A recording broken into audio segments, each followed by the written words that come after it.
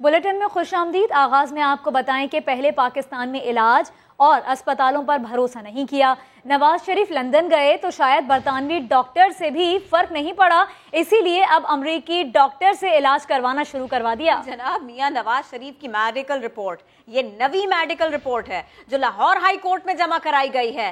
Doctor के मुताबिक कुलसूम बीबी के इंतकाल के बाद मियां नवाज शरीफ जहनी दबाव का शिकार हैं। यही नहीं, एयरपोर्ट्स पर कोरोना का खतरा है। जब तक नवाज शरीफ अब एंजियोग्राफी नहीं हो जाती उनकी, वो लंदन में ही रहेंगे। तो जनाब, पाकिस्तान में इलाज और अस्पतालों पर भरोसा नहीं था, नवाज शरीफ लंदन चले गए, शायद बरतानवी डॉक्टर से भी कोई फर्क नहीं पड़ा, इसीलिए अमरीकी डॉक्टर से इलाज शुरू करवा दिया। मियां नवाज शरीफ की नवी medical report Lahore high court में जमा करा दी गई। डॉक्टर के मुताबिक कुलसूम बीबी के इंतकाल के बाद से ही मियां नवाज शरीफ जहनी दबाव का शिकार हैं और एयरपोर्ट्स पर कोरोना का खतरा भी है। तो अब जब तक कोरोनरी एंजियोग्राफी नहीं हो जाती, वो लंदन में ही रहेंगे, ऐसा कहा गया इस रिपोर्ट में। अमेरिका में रहने वाला डॉक्टर बता रहा है कि साबिक वजीर आजम दबाव में हैं। वजीर इत्तलात फवाद चौधरी कहते हैं जाली रिपोर्टों से अदालती निजाम का मजाक उड़ाया जा रहा है। उम्मीद है अदालत ऐसी रिपोर्ट का नोटिस लेगी। साबिक वजीर आजम के पास आसान रास्ता है, वो पैसे वापस कर दें, लंदन में रह लें। नवाज शरीफ की बहुत ही एक दिलचस्प मेडिकल रिपोर्ट आज हाई कोर्ट में जमा कराई गई है। जिस तरह से ये रिपोर्ट लिखी गई है उसमें सिर्फ यही कमी है कि उन्हें हाइट वॉक के अलावा कहीं पे जो है वो वॉक भी नहीं करनी चाहिए, उससे उनके स्ट्रेस में इजाफा होगा। अमेरिका में बैठे हुए डॉक्टर जो कि आपके ज़ाती मुआलिज हैं 2004 से, उनसे आप इस तरह की जाली रिपोर्ट्स जब भिजवाते हैं तो दरअसल आप पाकिस्तान के जुडिशल सिस्टम का, पाकिस्तान के कवानीन का मजाक उड़ा रहे हैं। नवाज शरीफ के पास सबसे आसान रास्ता ये है कि वो पाकिस्तान के लोगों का पैसा वापस करें। मुझे उम्मीद है कि अदालत इसका न सिर्फ ये कि पिछले जिस तरीके से वो बाहर निकले उसका नोटिस लेगी, बल्कि जाली रिपोर्ट्स का भी सख्ती से नोटिस लिया जाएगा। नवाज शरीफ के अमरीकी मुआलिद साबिक वजीर आजम के इलाज के साथ बॉलीवुड अदाकारा प्रियंका चोपड़ा से लड़ाई भी कर चुके हैं। शहबाज गिल ने डॉक्टर फयाज से मुतालिक भारतीय जरीदे की पुरानी खबर ट्वीट कर दी। लिखा, फिल्मी सी रिपोर्ट है ये तो मियां साहब की। 2011 की खबर के मुताबिक साबिक वजीर आजम के मुआलिज की प्रियंका चोपड़ा से दौरान परवाज लड़ाई हुई थी। प्रियंका ने इल्जाम लगाया था कि उस वक्त 60 साल के डॉक्टर फयाज नशे में थे और उनकी वीडियो बना रहे थे। डॉक्टर फयाज का मौकफ था कि उन्होंने टेक ऑफ के वक्त प्रियंका चोपड़ा को मोबाइल फोन इस्तेमाल करने से रोका था। ना कोई रोक सकता है ना बुला सकता है। साबिक वजीर आजम शाहिद खाकान अब्बासी ने नवाज शरीफ की वतन वापसी को उनका सवाबदीदी इख्तियार करार दिया। कहा, पाकिस्तान वाहिद मुल्क है जहां चोर दूसरों का एहतसाब कर रहे हैं। इमरान खान बताएं कि उन्होंने नैब और FIA को मुख्तलिफ इदारों में करप्शन के बारे में कितने खत लिखे। क्या ये हुकूमत के वजीर और नैब के चेयरमैन बताएंगे कि जब ये हुकूमत में आए थे तो 117 नंबर पर दुनिया में पाकिस्तान था, आज 140 नंबर पे है। ये वाहिद मुल्क है जहाँ पर चोर दूसरों का एहतसाब कर रहे हैं। इमरान खान बताए उसने कितने खत लिखे हैं नैब को या FIA को कि ये करप्शन मुल्क के मामलात में हुई है। उसके वजीर बताएं 4 रुपए के करीब बिजली बढ़ रही है इस महीने के बिल में। उसकी वजह सिर्फ और सिर्फ हुकूमत की करप्शन और नाअहली है। क्या नैब को नजर नहीं आता कि क्या हो रहा है? जो ये केस बनाते हैं कि ये टर्मिनल लग गए, ये टर्मिनल ना लगते तो सारा पाकिस्तान बंद होता। हम तो कहते हैं कि इसे सस्ता टर्मिनल दुनिया में दिखा दो, तुम लगा लो। ये तमाशा सियासत को तोड़ने मरोड़ने का ये नैब ने करना है, क्योंकि चेयरमैन नैब डेली बेसिस पे लगा हुआ है, उसने अपनी नौकरी बरकरार रखनी है। ये जो वज़ीर-ए-आज़म साहब की मुशीर जो यहाँ से फरार हो गए, तो ये अपने ज़रा सासे लिख के दे जाएं कि इनके सासे हैं क्या। नवाज शरीफ साहब इलाज करवा कर वापस आ जाएंगे। इस साल आए, अगले साल आए, ये डॉक्टरों का और उनका फैसला है। बुलेटिन में जानिए, कराची दहक एथे रख। पहली बार पाकिस्तान में सेहत पर इतना पैसा खर्च किया जा रहा है। गुज़िश्ता हुक्मरान खांसी का इलाज करवाने भी मुल्क से बाहर चले जाते थे। वज़ीर आज़म इमरान खान कहते हैं पिछले दोनों हुक्मरानों की करप्शन कहानियां आलमी जरीदों में शाया हुआ करती थीं। बहावलपुर में सेहत कार्ड की तकरीब से खिताब में सुप्रीम कोर्ट बार की नाअहली के खिलाफ दरखास्त पर एतराज़ करते हुए कहा कि जिस मुल्क में चोरों पर फूल पत्तियां निछावर की जाएं, वहां आम चोर का क्या कसूर है, उसे क्यों जेल में रखा जाए। सुप्रीम कोर्ट के रजिस्ट्रार ऑफिस ने ताहयात नाअहली के खिलाफ दरखास्त एतराज़ लगा कर वापस कर दी। सुप्रीम कोर्ट बार की जानिब से दायर दरखास्त पर रजिस्ट्रार ऑफिस ने एतराज़ लगाया कि सुप्रीम कोर्ट पहले ही आर्टिकल 62(1)(f) से मुताल्लिक दरखास्त पर फैसला दे चुकी है और इस फैसले पर नजरसानी अपीलें भी खारिज हो चुकी हैं। रजिस्ट्रार ऑफिस के मुताबिक कवानीन के तहत दरखास्त गुजार के पास इस मामले पर सुप्रीम कोर्ट से रुजू करने की मजीद कोई गुंजाइश नहीं। खैबर पख्तूनख्वा का बल्दियाती इंतखाब सूबाई वजीर शाह मोहम्मद की सीट ले गया। इलेक्शन कमीशन की वफाकी वजीर अली अमीन गंडापुर को सख्त तंबीह। चीफ इलेक्शन कमिश्नर ने वाजे कर दिया कि ज़ाब्ता इखलाक की खिलाफ वर्जी किसी सूरत बर्दाश्त नहीं की जाएगी, उम्मीदवार नाअहल भी हो सकता है। इस्लामाबाद से उस्मान खान की रिपोर्ट। खैबर पख्तूनख्वा के बल्दियाती इंतखाबात तहरीक इंसाफ के लिए अच्छे साबित नहीं हुए। सूबाई वजीर पर बन्नू के इलाके बका खेल में पोलिंग स्टेशन पर हमले का इल्जाम साबित। इलेक्शन कमीशन ने शाह मोहम्मद को 5 साल के लिए नाअहल करार दे दिया। बेटा मामून रशीद भी इलेक्शन नहीं लड़ सकता। इलेक्शन कमीशन ने महफूज शुदा फैसला सुना दिया। वफाकी वजीर अली अमीन गंडापुर भी इलेक्शन कमीशन के रिडार पर। ज़ाब्ता इखलाक की खिलाफ वर्जी केस में तलबी के बावजूद पेश न हुए। वकील ने उनकी कोरोना रिपोर्ट जमा करा दी। चीफ इलेक्शन कमिश्नर ने बरहमी का इजहार करते हुए कहा कि वफाकी वजीर पर किसी नोटिस का असर नहीं हो रहा। ज़ाब्ता इखलाक की खिलाफ वर्जी नाकाबिले कबूल है, इस पर उम्मीदवार नाअहल भी हो सकता है। चीफ इलेक्शन कमिश्नर ने वकील को मुखातिब करते हुए कहा, DI खान केस को मिसाल बनाएंगे, अपने मुवक्किल को समझा दें। यह ना हो वो कोरोना के बावजूद इंतखाबी मुहिम चलाते रहें और शाम को फिर सोशल मीडिया पर कोई वीडियो आ जाए। कमीशन ने वीडियो और ऑडियो रिकॉर्डिंग और दस्तावेजात की कापियां वकील सफाई को फराहम करने की हिदायत करते हुए समाअत 4 फरवरी तक मुलतवी कर दी। नवाज शरीफ की मेडिकल रिपोर्ट, वजीर आला पंजाब का तंजिया ट्वीट। तंज किस पहलू पर किया वो भी बताएंगे, लेकिन पहले ट्वीट आपको बताएंगे। उन्होंने ट्वीट किया है कि सेहत कार्ड से दिल की तमाम बीमारियों का इलाज मुमकिन है। ऐसा ट्वीट वजीर आला पंजाब उस्मान बुज़दार ने किया। याद दिला दें आपको, नवाज शरीफ की आज ही मेडिकल रिपोर्ट जमा कराई गई और इस रिपोर्ट में नवाज शरीफ की एंजियोग्राफी का जिक्र किया गया। अब वजीर आला पंजाब उस्मान बुज़दार ये बता रहे हैं कि अगर आप सेहत कार्ड के ऊपर थोड़ा सा भरोसा कर ले तो दिल की तमाम बीमारियों का इलाज मुमकिन है। ऐसा ट्वीट उन्होंने किया। वजीर आला पंजाब उस्मान बुज़दार का ट्वीट, तंज से भरा ट्वीट। सेहत कार्ड से दिल की तमाम बीमारियों का इलाज हो सकता है, मुमकिन है, ऐसा उन्होंने लिखा। और अब बात करते हैं चीफ जस्टिस की, जिनके रिटायरमेंट पर साथी जजेस और अटॉर्नी जनरल का जस्टिस गुलजार अहमद को खराज तहसीन। जस्टिस उमर अता बंदियाल ने जस्टिस काजी फाइज ईसा केस में फैसले पर तनकीद करने वालों के खिलाफ सख्त कार्रवाई का इंदिया दे दिया। अटॉर्नी जनरल बोले, अदलिया अपनी आज़ादी के दिफा में मुत्तहिद होती तो 2007 में कोई ताकत नुकसान नहीं पहुंचा सकती थी। इदारा अंदर से तकसीम हो तो अवामी हिमायत नहीं मिलती। इस्लामाबाद से जुल्करनैन इकबाल की रिपोर्ट। चीफ जस्टिस गुलजार अहमद की रिटायरमेंट पर उनके एजाज में फुल कोर्ट रेफरेंस का इनेकाद हुआ। नामजद चीफ जस्टिस उमर अता बंदियाल ने फुल कोर्ट रेफरेंस से खिताब करते हुए कहा, गुर्बत, बेरोजगारी और आबादी में इजाफे के मसाइल हल करने के लिए तमाम स्टेक होल्डर्स को मिल बैठना होगा। जहाँ भी जरूरत होगी अदालत अपना किरदार अदा करेगी। नामजद चीफ जस्टिस ने कहा, जस्टिस काजी फाइज ईसा केस के फैसले के खिलाफ सोशल मीडिया पर तूफान मचा दिया गया। कहा, जजेस की जात पर तनकीद गैर आईनी, गैर कानूनी और गैर इखलाकी है। बार जजेस पर तनकीद के खिलाफ अपना किरदार अदा करे, इससे पहले की अदालत कार्रवाई करे। फुल कोर्ट रेफरेंस से खिताब करते हुए अटॉर्नी जनरल ने कहा कि बार और बेंच में ऐसी शख्सियात मौजूद थीं जिन्होंने ताकत के आगे हथियार नहीं डाले। किसी ने तसव्वुर भी नहीं किया था कि आइन तोड़ने वाला सजा पाकर भाग जाएगा। ये भी कहा कि 2007 में अदलिया मुत्तहिद होती तो इससे कोई ताकत नुकसान नहीं पहुंचा सकती थी। इदारा अंदर से ही तकसीम हो तो अवामी हिमायत नहीं मिल सकती। चीफ जस्टिस गुलजार अहमद ने कहा, उन्होंने बगैर किसी खौफ और दबाव के बतौर चीफ जस्टिस अपना फर्ज अदा किया। जस्टिस आयशा मलिक की तैनाती को तारीखी इकदाम करार दिया। फरैज की अंजामदही में मुआवनत पर साथी जजेस और अमले का शुक्रिया अदा किया। जुल्करनैन इकबाल, समा, इस्लामाबाद। चीफ जस्टिस गुलजार अहमद ने 2 माह पहले अदलिया मुखालिफ तासुर फैलाने पर सख्त बरहमी का इजहार किया था। 20 नवंबर 2021 को लाहौर में एक तकरीब से खिताब में वाजे किया था कि उन्हें कोई नहीं बताता क्या फैसला करना है। उन्होंने कभी किसी से डिक्टेशन नहीं ली। अदलिया आजाद है, कोई दबाव नहीं। मैंने किसी के डिक्टेशन ना तो मैंने आज तक सुनी ना देखी, ना समझी, ना कोई मैंने ऐसा असरात दिए। किसी ने मेरे काम में इंटरफियर नहीं किया।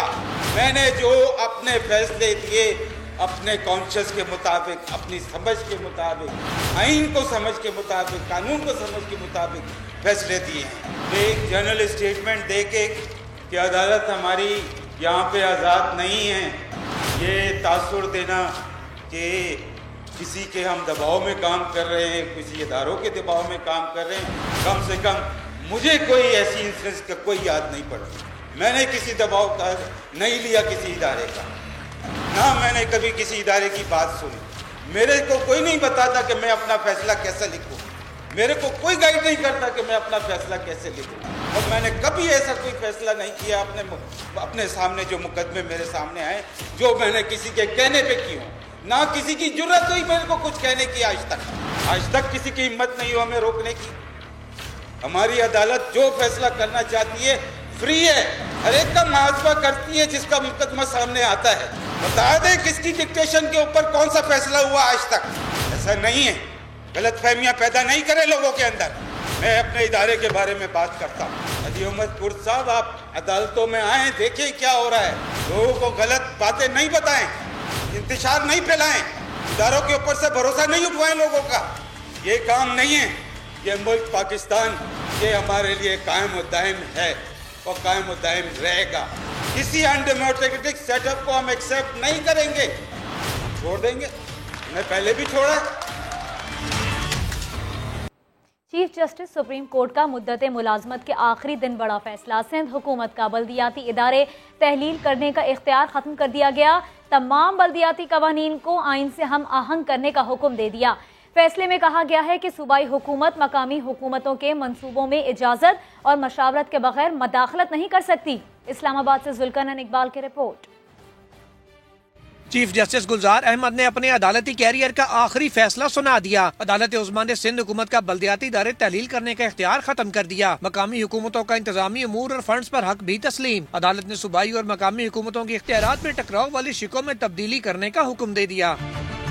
सुप्रीम कोर्ट ने करार दिया है कि मास्टर प्लान बनाना मकामी हुकूमतों का इख्तियार है। सूबाई हुकूमत मकामी हुकूमतों के मंसूबों में इजाजत और मुशावरत के बगैर मदाखलत नहीं कर सकती। सूबाई हुकूमत का फर्ज है कि मुंतखब लोकल गवर्नमेंट से अच्छे ताल्लुकात कायम करे, इंतजामी और सियासी इख्तियार दे और फंड्स की फराहमी इस तरह यकीनी बनाए कि कोई शोबा या इलाका नजरअंदाज न हो। फैसले में मजीद कहा गया है कि Sindh building control authority, mass transit authority और सिंध एनवायरमेंटल प्रोटेक्शन एजेंसी के एक्ट आइन के मुनाफी हैं। KDO और वाटर बोर्ड के कवानीन, मलीर, लियारी, हैदराबाद 7 और लाड़काना डेवलपमेंट अथॉरिटीज के एक्ट भी आइन के मुनाफी हैं। जुल्करनैन इकबाल, समा, इस्लामाबाद। साफ छुपते भी नहीं, सामने आते भी नहीं। हम बात कर रहे हैं वजीर आला सिंध की। बल्दियाती कानून से मुताल्लिक सुप्रीम कोर्ट के फैसले से वो खुश नहीं। कहा इख्तियारात लोकल गवर्नमेंट को दें तो बाकी घर बैठ जाए। चीफ जस्टिस के एहतराम की बात तो की, मगर तनकीद भी की। ये भी कह गए कि आज जस्टिस गुलजार का आखिरी दिन है तो उन्होंने ऐसा हुक्म दिया। ये भी बोला कि जरूरत पड़ी तो नजरसानी की अपील की जाएगी। आखिरी दिन में ये वही बात है कि मुझे पता है कि जी मेरा टर्म जो है वो एंड होगा 2023 और उसके आखिरी दिन में मैं ऐसे इक़दाम करके जाऊँ जिसके फार रीचिंग इफेक्ट, लेकिन वो बाइख्तियार है, उनको बिल्कुल कर सकते हैं। जो मैंने सुना है, आप कह रहे हैं कि उन्होंने कहा है कि 140A के हम आंगी की जाए। हम बिल्कुल मनोवन तैयार हैं। हमारा ख्याल है कि हमने 140A की पूरी पासदारी की है, हमने एम्पावर किया है। लेकिन ये समझना कि प्राइम मिनिस्टर के पावर, कौमी असेंबली के पावर, सूबाई असेंबली के पावर, चीफ मिनिस्टर के पावर, सूबाई काबीना के पावर, फेडरल काबीना के पावर लोकल काउंसिल्स को दिए जाए तो बाकी सारे घर बैठ जाए। कहीं पे हमें समझ आएगी कि ये गैर मुनासिब है जजमेंट, तो हमारे पास रिव्यू का ऑप्शन मौजूद है, हम रिव्यू में भी जा सकते हैं। समा की खुसूसी ट्रांसमिशन में मामू भांजे की गूंज। ख्वाजा इजहार के हाफिज नईमुर रहमान को तनकीद का निशाना बनाया। अमीर जमात इस्लामी कराची बोले शहरे कायद की जंग उनकी जमात लड़ रही है, MQM ने तो मामू बनाया है। कह रहे हैं, ये अपने आप को कह रहे हैं या भांजों की बात भी कर रहे हैं कि हमने बड़ी खिदमत की है। अरे मामू बात सुन लो, अरे मामू बात सुन लो। बिहारियों को शिनाख्ती कार्ड नहीं दे सके, अब महाजरों को शिनाख्त क्या मिलती, तो इन सब चीजों पे हम मामू बनते रहे। अब अगर लोग निकल रहे हैं, बल्दियाती इदारों से मुतल्लिक सुप्रीम कोर्ट का बड़ा फैसला। समा की खुसूसी नशियात में मामू मामू की गूंज। ख्वाजा इजहार के हाफिज नईम परवार, कहा MQM को कामयाबी मिली तो जमात इस्लामी को दुख हो रहा है। आप पकड़ के बैठे रहते हैं, MQM की दुम के साथ लटके रहते हैं, आगे बढ़ते हैं ना। सारे पैराग्राफ में डायरेक्शन दी हुई है ना, हिदायत दी हुई है। तो सूबाई हुकूमत नहीं करेगी, यही सलाउद्दीन भाई होंगे जो कंटेम्प्ट में वज़ीर आला को ले जाएंगे। सुप्रीम कोर्ट जो है ना वो ख्वाहिशात पे फैसले नहीं करती, फैक्ट्स के ऊपर फैसले करती है। अल्लाह का शुक्र है, ये आपकी भी कामयाबी है, हमारी भी कामयाबी है, पूरे सूबे की कामयाबी है। अमीर जमात इस्लामी कराची बोले, शहर कायद की असल जंग उनकी जमात लड़ रही है, मामू तो MQM ने बनाया है। 2008 से 2014 तक आप हुकूमत में थे और ये सारे भाई इनको रोकने वाला है।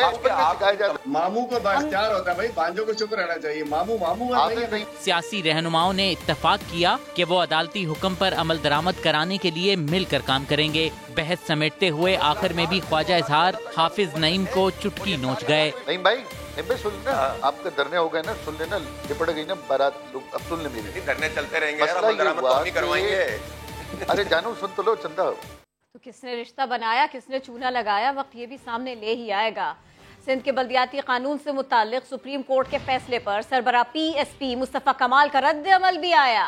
मुस्तफ़ा कमाल ने कहा, कराची वाले अपने हक के लिए खड़े हो गए हैं, इसलिए अदालतों से भी ऐसे फैसले आएंगे।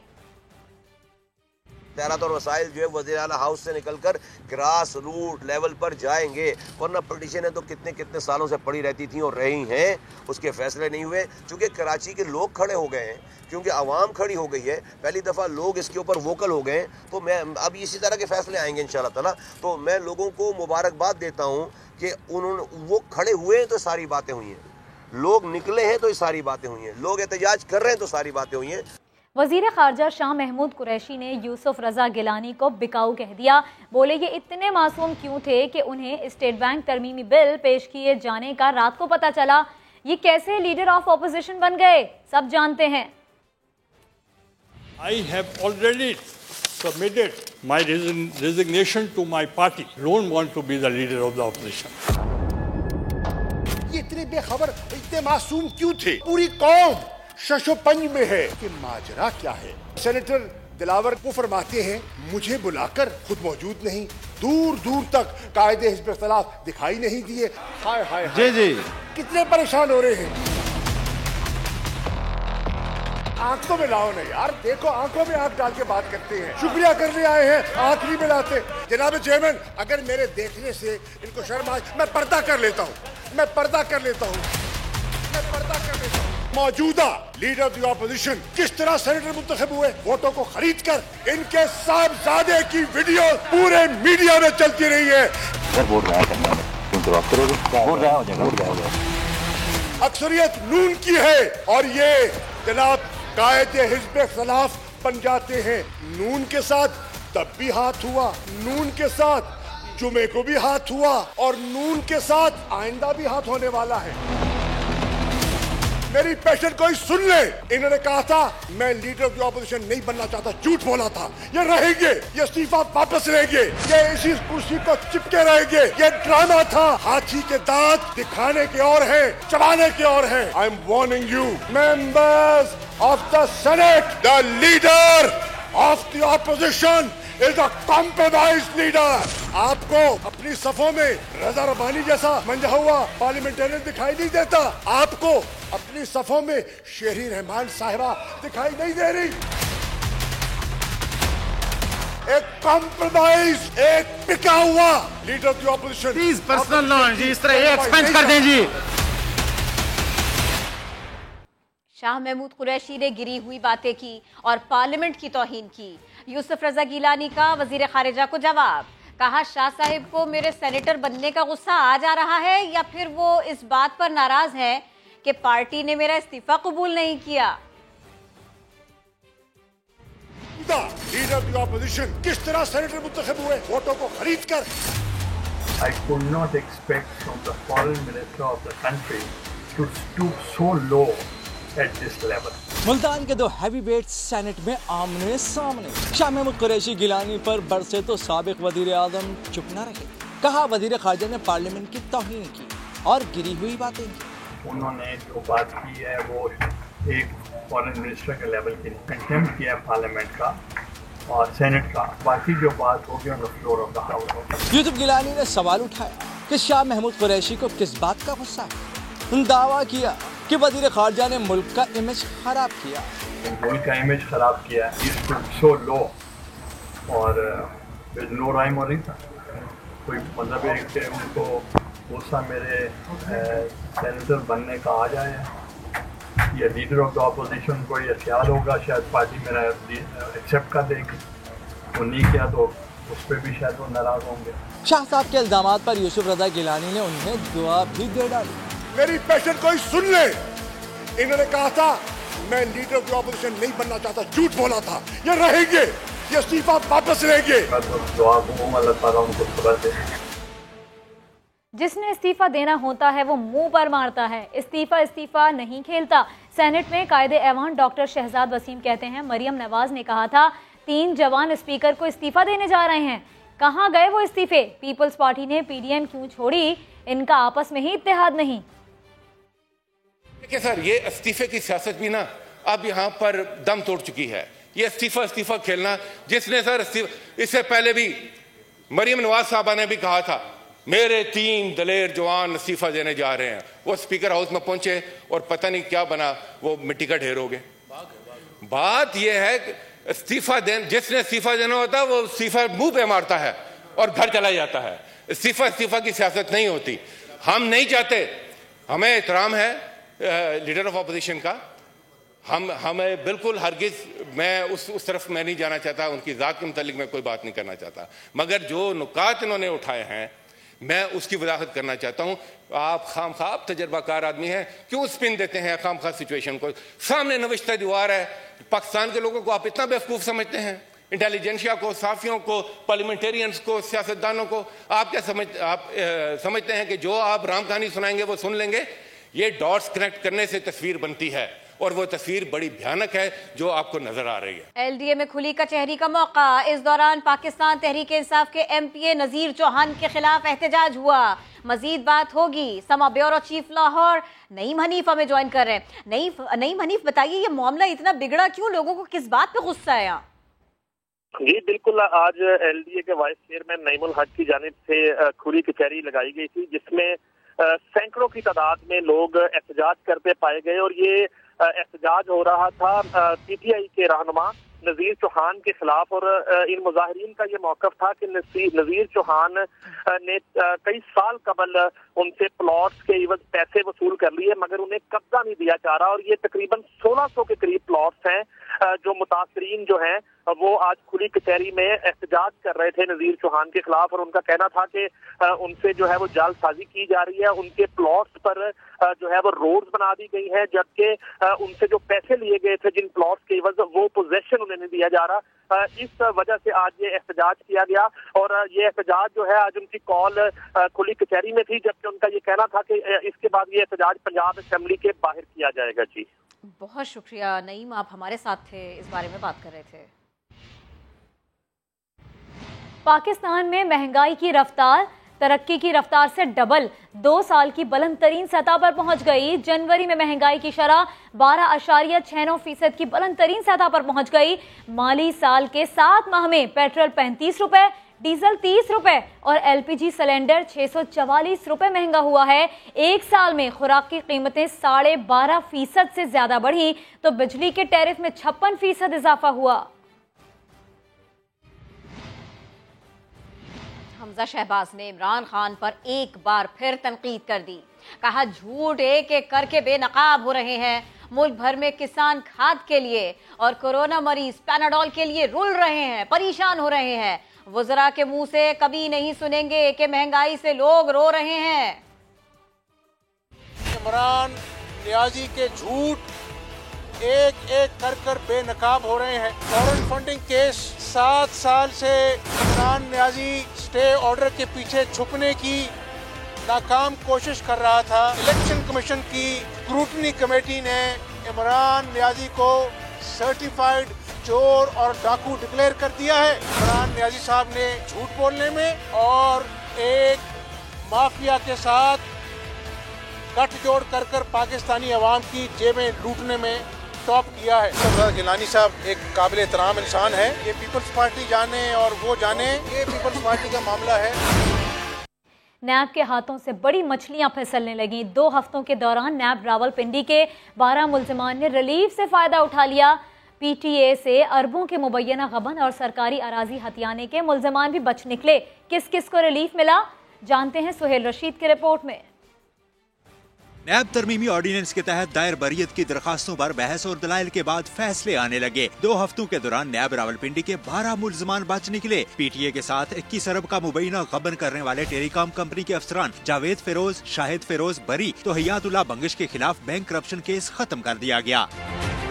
सैदपुर विलेज की अराजी हथियाने के मुल्जम हयात खान मंदू खेल के खिलाफ केस खारिज कर दिया गया। हाउसिंग फ्रॉड केस में डॉक्टर फरजाना, सरदार केनाफ और सैयद अशफाक हुसैन शाह बरी हुए तो जाली एनओसी से सरकारी रकूम निकलवाने के 5 मुल्जमान भी दायरा इख्तियार खत्म होने पर बच निकले। लियाकत कायम खानी और आसिफ जरदारी तरमीमी ऑर्डिनेंस के तहत एक केस में जमानत ले चुके। एहतसाब अदालत लाहौर से भी गैर कानूनी अलॉटमेंट्स और साफ पानी स्कैंडल समेत 17 मुल्जमान तरमीमी ऑर्डिनेंस के तहत बरी हो चुके हैं। पाकिस्तान बार की मुख्तलिफ एहतसाब अदालतों में अब भी तरमीमी ऑर्डिनेंस के तहत बरियत की दर्जनों दरखास्तें मौजूद हैं। ऑर्डिनेंस की मियाद में भी तोसी की जा चुकी। ऐसे में मजीद मुल्जमान के बरी होने का इम्कान भी मौजूद है। कैमरामैन ज़ियाफत अब्बासी के साथ सुहेल रशीद, समा, इस्लामाबाद। साइंस को समझना अब आसान हो गया, वो कैसे? शायान सलीम अपनी रिपोर्ट में बताएंगे। साइंस एक मुश्किल तरीन मजमून है जिसे पाकिस्तान में रिवायती अंदाज में यानी गिनी चुनी किताबों के जरिए रट्टा लगा कर पढ़ाया जाता है। मगर दुनिया बदल चुकी है, साइंस को सीखने का, समझने का अंदाज भी बदल चुका है। पाकिस्तान में पहले आलमी मेयार के TDF मैग्नीफाइड साइंस सेंटर में आपको खुश आमदीद कहते हैं।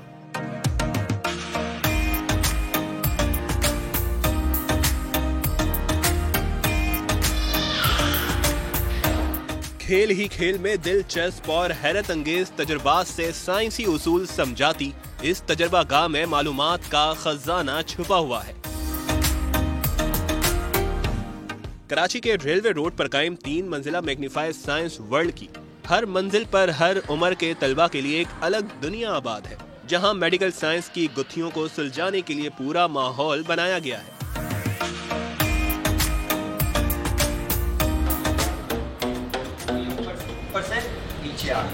क्लासरूम में हमेशा हम थ्योरीज पढ़ रहे होते हैं और थ्योरीज ज़्यादातर बच्चों को समझ नहीं आती जब तक वो उसको खुद जो है ना हाथ से वो परफॉर्म ना करें, वो देखें कि एग्जैक्टली ये कैसे हो रहा है। तो इस सेंटर बनाने का मकसद ये था कि हम हैंड्स ऑन एक्सपीरियंस बच्चों को दें कि बच्चे आके खुद वो चीज़ें परफॉर्म करें। 3 फ्लोर ऑपरेशनल है, ग्राउंड फ्लोर है जिसको किड्स वर्ल्ड कराची कहते हैं, जो पर्टिकुलरली छोटे बच्चों से अंडर 12 ईयर्स के लिए है। और उसके बाद जब वो ऊपर आते हैं फर्स्ट फ्लोर पे, तो इसको हम कहते हैं वर्ल्ड विद इन अस, जिसमें हम ह्यूमन बॉडी के बारे में बात करते हैं, इल्यूजन के बारे में बात करते हैं। और जब हम लास्ट फ्लोर जो हमारा ऑपरेशनल है सेकंड फ्लोर्स पे जाते हैं तो उसके बारे में फिजिक्स के बारे में बात करते हैं, which is forces the motion, mathematics, renewable energy.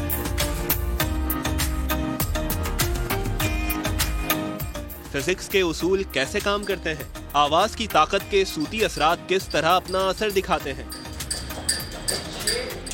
तो अब देखिए डिफरेंट साउंड बनेगा और एक मल्टीपल साउंड साथ निकलेगा। म्यूजिक जब भी आप वॉल्यूम टेस्ट करेंगे उससे वो वाइब्रेशंस क्रिएट होगी। यही इस एग्जिबिट का मकसद है। साइंस की इस दुनिया से तलबा को इस बारे में भी खूब आगाही मिल रही है। ये विच हाउस है जिसमें बज़ाहिर ऐसा लग रहा है कि हम घूम रहे हैं, मगर हम नहीं घूम रहे हैं, ये घर घूम रहा है और ये 360 घूम रहा है। और जो यहाँ बैठेगा वो ये समझेगा कि शायद सीट घूम रही है, लेकिन ये एक तजुर्बा है। यहाँ पे हम कर सकते हैं कि किस तरह ज़मीन गोल है।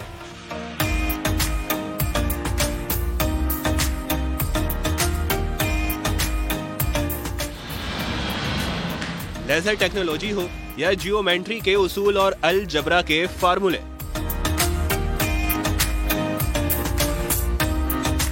मैग्नीफाइड साइंस वर्ल्ड में तलबा को सवालों के जवाब ज़बानी नहीं बल्कि तजुर्बे करके दिए जाते हैं।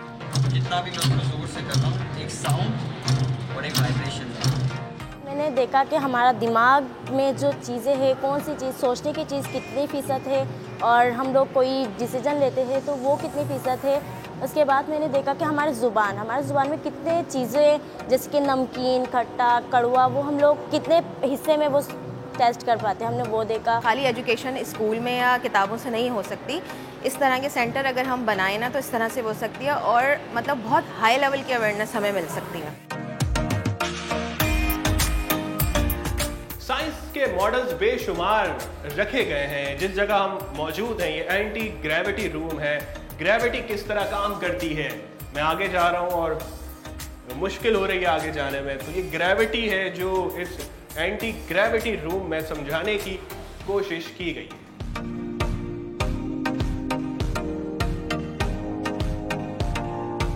साइंस के पेचीदा उसूलों को जब अमली अंदाज में तलबा को समझाया जाता है तो उनकी साइंस से दोस्ती गहरी होती चली जाती है।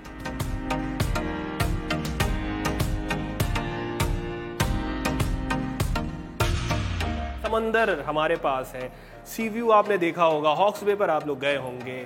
जो लहरें हैं उनकी बड़ी ताकत होती है, उन लहरों से भी आपको पता है बिजली पैदा की जा सकती है। इसका एक तजुर्बा यहाँ पे किया गया है। ये लहरें बनेंगी और आप देखेंगे ये बल्ब रोशन हो जाएगा। ये आपने देखा इसने ब्लिंक किया। इस साइंसी दुनिया में इतना कुछ सीखने और देखने के लिए है कि यहाँ आने वाले इसमें गुम हो जाते हैं। एडल्ट्स के लिए भी बहुत अच्छा एक्सपीरियंस है। आप अपना हाथ से इंटरैक्ट कर सकते हैं, खुद प्ले अराउंड कर सकते हैं और सारे SOPs भी फॉलो हो रहे हैं, तो आप सेफ फील करते हैं। तो मुझे लगता है कि ये बहुत ज़बरदस्त जो है वो एक डे स्पेंड करने की जगह है। बल्कि हमें लग रहा है कि हम शायद सारा देख भी ना पाएँ, हालांकि हम 2 घंटे से यहाँ पर हैं। साइंस सेंटर के बाहर साइंस गार्डन भी है, जहाँ खूबसूरत सा ट्री हाउस भी है, जिसमें तफरीह के लवाजमात भी मौजूद हैं। पाकिस्तान की बका और इस्तेहकाम साइंस और टेक्नोलॉजी की तरक्की पर मुनहसर है। ये सेंटर इस माहौल को परवान चढ़ाने में मददगार साबित होगा।